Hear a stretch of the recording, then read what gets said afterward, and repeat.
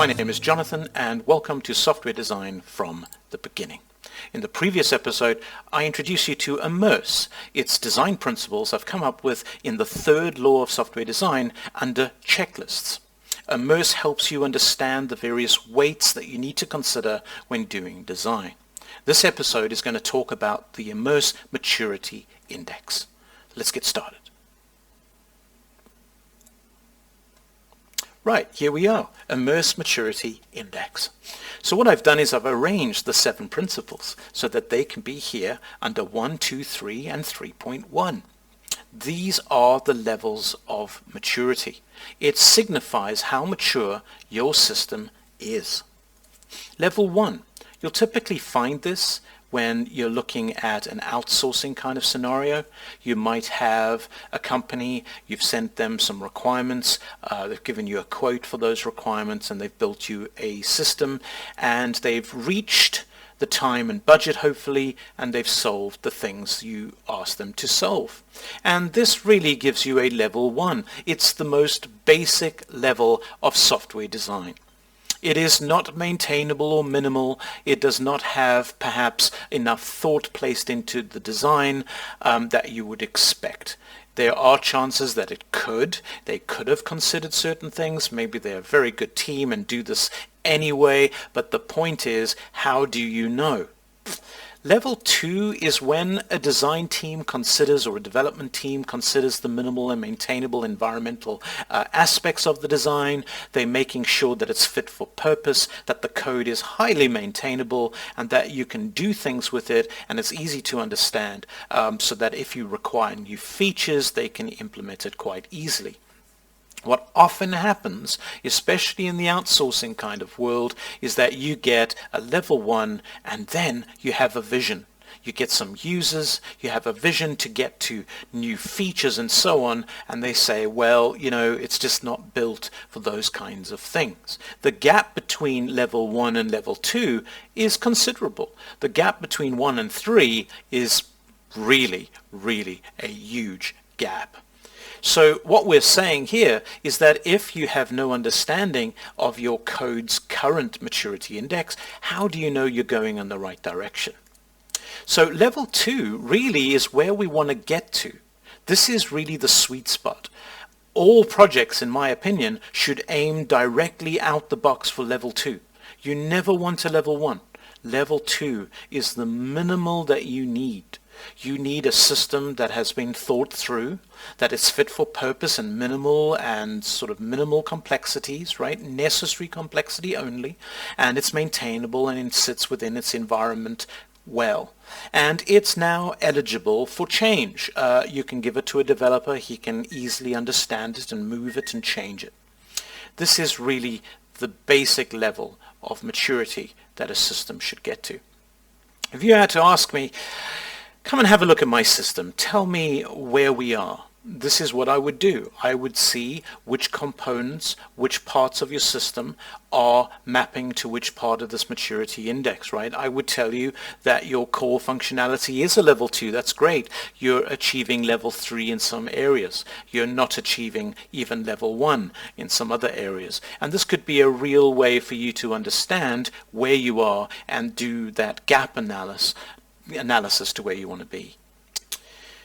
Agile code, remember, is when, as a developer, as a team, you can go in and add some components, add some classes, develop some new things, and it's easy to do because you've built in breakpoints, or they call it in framework terms hotspots. You've created areas where it's easy to extend, and you can add it in, compile it, ship it, and you've got a new feature or a new dimension to your application. This is level 3. If you've got this throughout your system, that's pretty good, but maybe it's overkill. Maybe you don't need to have agile, extensible, modifiable code in absolutely every area of your software. That might be considered over-engineering. On the other hand, moving to 3.1, where you have a plugin system, where you have an ecosystem, where you can build a plugin or allow other developers to build plugins that go to you, right, that extend the problem or have more additional solutions to problems you didn't think of. So the extensibility part might be something you wish to aim for. It might be part of your business. Now, if 3.1 is where you need to be, if that's your business capability, your business vision, and you're sitting at number 2, you have a very large gap between 2 and 3.1. The gap between 3 and 3.1 is really in documentation, making it public facing, testing it in perhaps a public sort of way, having an API in a public sort of way, separating what you do from what external developers do, security and so on. So it can be quite a large jump from 3 to 3.1. As a business, as a product, as a product with a vision, you might never go past 3. You might aim for 3, hit 3, and stay on 3. And that might be a very, very good business decision. You've got an agile piece of code. However, if you're aiming for 3.1, you're a new startup, you're rivaling Trello or Slack or something like that, well, you need to compete at this level immediately, right? It is far much, it's a business capability that you require. The gap analysis to your competitors would be great if you did not have 3.1 maturity. So how do you understand these things in an immerse way while you're designing? So if you're designing the vision, you need to understand whether you're going to 3 to 3.1. For me, Maturity Index 1 is something that is just, something you do. It is part of number 2. The reason why I've separated is because it exists out there. There are systems with Maturity Index of 1, and they are struggling to move ahead to level 2 and so on. But ultimately, your aim should be level 2 immediately. But if you understand that level 3 or 3.1 is part of your future, you should be analyzing the models and the domain and the architecture much more clearly, right? You should be designing those things properly.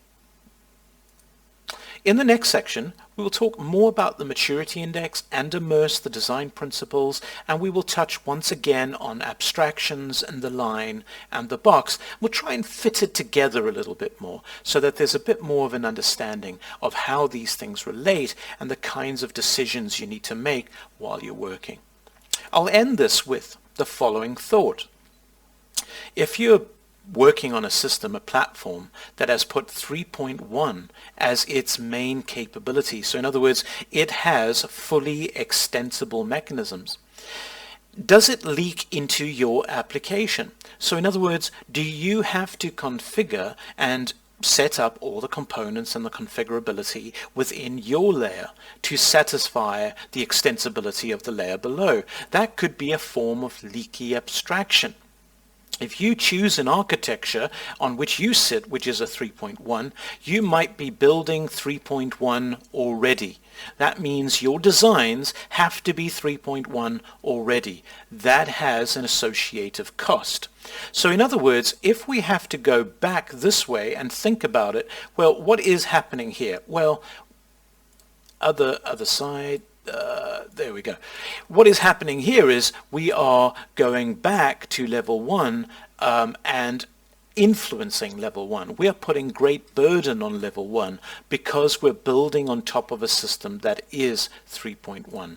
So let me draw that out. If I am building on top of a platform that leaks into my system, so my system is here, and the application here is being leaked into by the application. I have to perform things that the platform is asking of me.